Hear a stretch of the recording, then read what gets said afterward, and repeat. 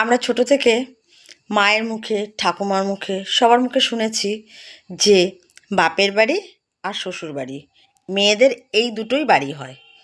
আর সেটা শুনতে শুনতেই বড় হয়েছি এবং বিয়েও হয়েছে, সন্তানের মাও হয়েছি। আর সবথেকে বড় কথা, আমি এটাই বুঝি না যে বাবা মারা বলে মেয়েদের কোনো বাড়ি হয় না, বা ঠাকুমা, বয়স্ক মানুষরা সবাই বলে মেয়েদের কোনো বাড়ি হয় না, শ্বশুরবাড়ি আর বাপের বাড়ি। বাস্তব কি তাই?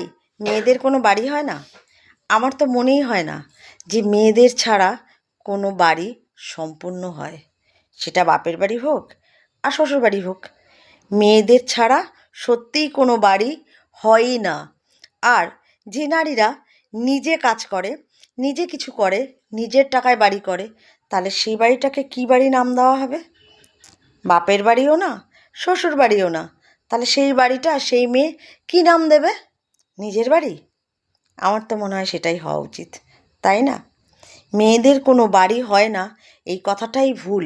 আমরা ছোটোর থেকে এটা শুনে শুনেই বড় হয়েছি, কিন্তু বাস্তবে আজ আর সেটা হয় না।